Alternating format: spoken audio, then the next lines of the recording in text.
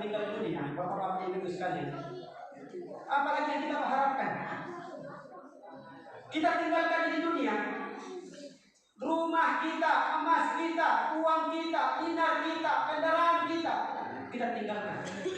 Kita sendiri dalam bangsa, tidak ada yang menemani kita. Sendiri, bagaimana kalau kita dalam keadaan sendiri?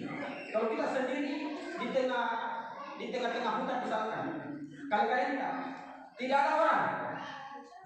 Saya dulu pernah dipanggil berceramah di daerah Malino, Jalan Malino sana. Saya kan pergi ceramah itu biasanya sudah sholat isya. Saya pergi Pak, ceramah takziah itu hari. Saya berangkat, itu kampungnya masuk ke dalam itu.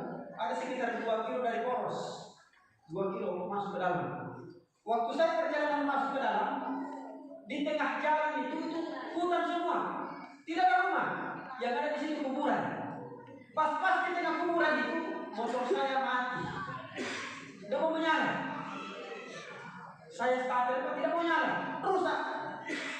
Baru hujan gerimis, hujan rintik-rintik, hujan. Saya mau lanjut, masih jauh, kurang lebih 1 kilo. Saya mau pulang, orang di dalam menunggu. Saya telepon, dia panggil saya, dia angkat, tapi yang angkat istrinya. Dia lagi berangkat di postas pergi di tempat takziah. Jadi saya menunggu di situ. Saya berharap pasti ada orang masuk nanti ini. Karena kan orang dari luar pasti ada keluarganya dari Makassar ini datang. Betul. Saya menunggu sekitar 5 menit berdiri. Ada motor dari luar mau masuk. Tapi tiba-tiba itu motor kurang lebih 100 meter berhenti. Mantan berhenti.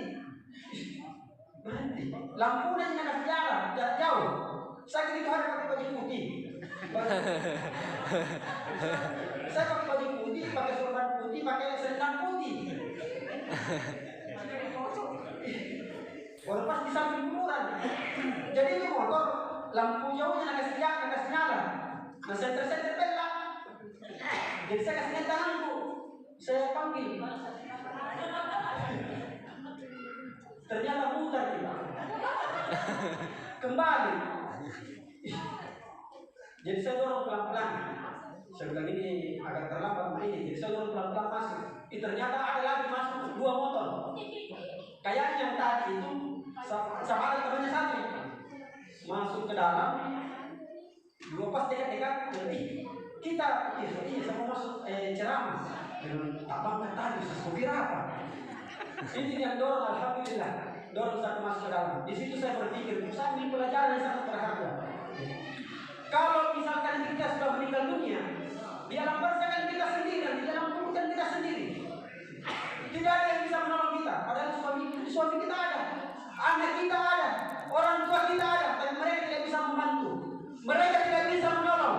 Siapa yang menolong kita pada saat itu? Siapa yang membantu kita pada saat itu? Pahala kita. Amal soleh kita, amal kebaikan kita, itulah yang akan menolong kita di alam barzakh. Di alam